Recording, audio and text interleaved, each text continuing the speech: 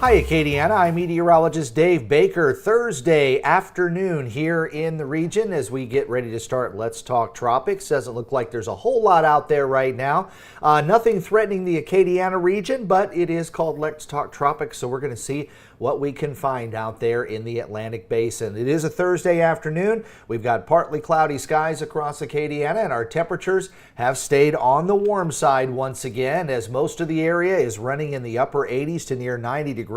Here in Lafayette, the latest check of the temperature was holding right around 89 degrees. So get the latest check here. 90 degrees is the current temperature with a heat index of 99. So it is going to be a hot one today, with afternoon highs in the lower 90s. Some showers and thunderstorms are starting to pop up along the coast, but those are having a hard time making their way inland so far. But just taking a look at the traffic cams, we've got a partly cloudy sky across the region, and it looks like all of our roadways have been relatively dry. So let's go ahead and get to the radar, and we are looking at some showers and thunderstorms. Sea breeze kind of getting going here off the Cameron Parish coast, and we've got some additional showers and thunderstorms that are out in the offshore waters. A little bit farther over toward Morgan City and Patterson. You folks there along the Highway 90 corridor will be seeing some rain, and that will extend on into Amelia as well. And it looks like a spotty shower just trying to get going there west of Maurice. There is a frontal boundary that's kind of draped across the region right now. It's kind of what we would call a stationary boundary, and it's right about there. So all of the activity for the most part is going to be along and south of I-10, but that front is kind of lifting to the north. So other parts of Acadiana might be able to get on the action a little bit later on this afternoon. Let's look at the only game we have in town right now, and it is a very weak low pressure area that's currently off the east coast. You can see a little bit of low-level circulation there, but you got all the convection kind of off toward the west, so nothing that's organized right there. This low is forecast to go ahead and make its way off toward the west-northwest along the Carolinas coastline, or maybe as far south as Georgia, but it is producing some fairly heavy rain, and as far as what the National Hurricane Center is saying, they're putting less than a 10% chance for development there, and fortunately it is on the Atlantic side. Therefore, we're not too concerned about it here along the Gulf Coast. Looking at the Gulf of Mexico, not a lot going on out there either. We've got that frontal boundary that's currently right here over South Louisiana. So that's where most of the showers and thunderstorms are occurring. Got a pretty deep onshore flow coming in from the south today at the lower levels, and the upper levels are relatively unstable as well. And that's why we think we'll get that daytime heating going and get some more scattered showers and thunderstorms. A little bit farther toward the south, though, we've got still some considerable amounts of rain associated with a bit of a tropical wave that's right about in here, and it's continuing to move off toward the west, but we're getting some significant rainfall here along the Nicaraguan coast, and some of that is going to extend into Honduras as well as Costa Rica, getting some heavy rains, and that also extends down along the Panamanian coast as well. So the rest of the Caribbean really not showing a whole lot this time around. There's a lot of Saharan dust, and you can actually see it here on the satellite imagery, and a lot of that is coming in here across the eastern and central part of the Caribbean Sea, and it's drifting off toward the west. And if you look really closely in these last few frames here, you can even see kind of the streak of where the mountains are blocking some of the Saharan dust as it moves across the leeward and windward islands. So a pretty significant area of Saharan dust that is currently over the Caribbean, and that also extends out into the Atlantic Ocean as well. This is a typical pattern that we see during the month of July, and that's kind of what normally keeps July somewhat more of a quiet month, although we did have Chris and Beryl both during the month of July. Of course, they both developed during the month of June and then extended into the month of July, but you can see out here just a ton of Saharan dust that's covering a large part of the Atlantic Ocean and some drier air too. We do have a couple of tropical waves, one here, one over over here, and there's one even farther toward the west.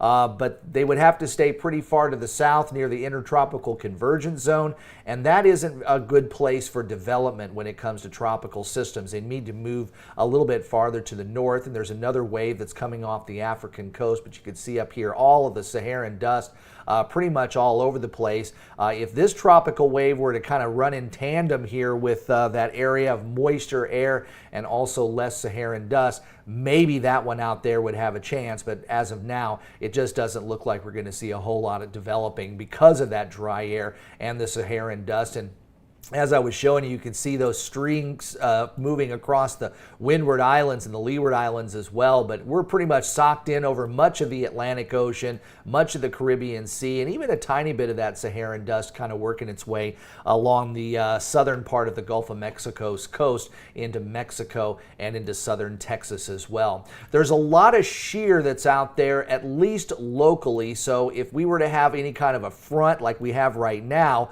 try to develop anything, I don't think it would happen because there's just a little bit too much wind shear here over the Gulf of Mexico, and with all the dry air and Saharan dust, I think pretty much the entire Caribbean Sea is out for lunch when it comes to any tropical activity. But from the Windward Islands, maybe about halfway across the Atlantic Ocean, the wind shear is quite low out here, but as I was saying, you've got that dry air, and then this next tropical wave that's kind of coming off of the African coast will probably run into some decent wind shear over here as well. So not a whole lot of success, I think, for any tropical systems to get their act together for the next couple of days. Now, the water temperatures, of course, are quite high, and we talked about this a little bit yesterday, and I want to go back to look at the CSU forecast for just a second here in a little while, so hang with me. But the tropical cyclone heat potential is still sky high. If the atmospheric conditions were ripe and we didn't have the Saharan dust out there, anything that would try to develop in parts of the eastern part of the western part of the Atlantic Ocean or out here in the Caribbean would certainly have a pretty good chance. And of course, that other disturbed area of low pressure that's off the Atlantic coast, we'll watch that. But with the wind shear being so strong, I don't think the tropical cyclone heat potential will give it much help. GFS model as we go out for the next 10 to 16 days. I believe this is going to take us out to July 27th, so almost to the end of the month. Huge ridge of high pressure staying out here over the Atlantic Ocean. Typical tropical waves kind of working their way across the Atlantic Ocean, but with all that Saharan dust and dry air, we're probably not going to see anything. As we take it all the way out to the 27th, I'm just really not seeing anything interesting when it comes to the GFS model. Same goes with the Euro. Now, the Euro doesn't go quite out as far as the GFS. It only goes out 10 days, but you'll notice a big ridge of high pressure basically in the same place, which would shove all of our tropical waves off the African coast, moving off toward the west. So anything that develops pretty far to the south would make its way across the Caribbean Sea and could possibly make its way up into the Gulf of Mexico. Anything that would develop in this particular area would just kind of round that ridge of high pressure and should stay away from the Gulf Coast. So for the next couple of weeks, I don't see a lot going on. But when we look at climate and we look at what a normal hurricane season would be, July is usually really relatively quiet. We're just here on July the 11th, so still in one of the lower parts of where we would see tropical storm and hurricane development. As we get into August, you start to see that ramping up mid-August, and then by the time we reach the early part of September, that's when we reach the peak of the season. So it doesn't take very long to get from here to here. You're only talking about 8 weeks or so. So right now, this is the time to do your preparations, because we do know that we are going to be looking at more names going down on this list as we go through the next several weeks. The Colorado State University forecast, if you weren't around yesterday, this was actually issued back on Tuesday, and they increased their numbers of named tropical systems to 25, which is 2 more than what their earlier forecast was. Now, this does include Alberto, Beryl, and Chris in those totals, but 12 of those could be hurricanes, 6 of those could be major hurricanes.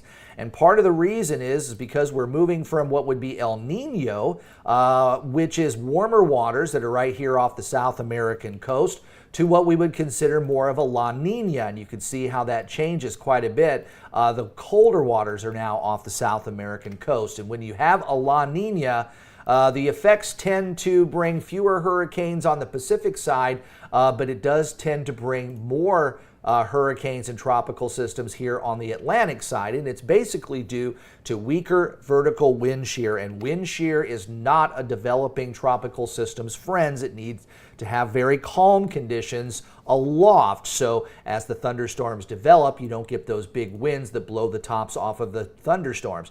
But I wanted to go back in history, and I looked up the top 10 hurricanes, costliest hurricanes, and these are the ones on the list that affected Louisiana. So out of the top 10, 5 of those have affected Louisiana, and the tie for the most expensive hurricanes are Hurricanes Katrina and Harvey, 2005 and 2017, $125 billion each. Hurricane Ida, just a couple of years ago, number 6 on the list at $75 billion. Hurricane Ike, which actually made landfall in Texas, but we had significant flooding here in Louisiana with a $38 billion price tag. And Hurricane Andrew, that made a direct hit on Louisiana back in 1992, $27.3 billion. Now, these are not adjusted for inflation, so if we were to take that $27.3 billion from Andrew in 1992 and put that into 2024's dollars, it would be somewhere around $58 billion. So a very, very expensive hurricane. But what I wanted to point out is Hurricane Andrew on this particular list is the only one, rather Hurricane Andrew is the only one that occurred outside of a La Nina period. 2005, 2017, 21, and 2008 were all La Nina years where we had increased activity. Number 10 on that list, by the way, was 2004's Hurricane Ivan. That one also was not a La Nina year. And some of the other ones that were on there, number 13 was Hurricane Laura, and number 15 was Hurricane Rita back in 2005. So we've been hit with a number of these big hurricanes and costly as hurricanes as well. That's why I say over and over and over again, now is the time to prepare, to try to limit the vulnerability when it comes to damage. Make sure you've got everything together at your home. There's a lot of things you can do outside to prevent any extra damage by moving things inside when a hurricane comes, and just kind of taking inventory of what you have so that you can not just protect your home, but also protect yourself, your family, as well as your pets. So not a lot for you today on Let's Talk Tropics. This is a bit of a shorter one for lunchtime this time around, but just kind of wanted to go over what we've got out there. Fortunately, it is very quiet, so now, as I said before, this is the time to get ready, and hopefully we don't have any of these giant hurricanes come in our direction, but the threat is always going to be there at least through November 30th. If you like this video, please click the like button and subscribe to my channel and turn those notifications on too. Thanks to the over 2,600 subscribers that I've picked up in just a little under 3 months, and I know we'll probably get some more subscribers as hurricane season moves along. I'm Meteorologist Dave Baker. Enjoy the rest of your Thursday. So psyched that tomorrow is Friday and we can finally kick off another weekend. I will see you tomorrow.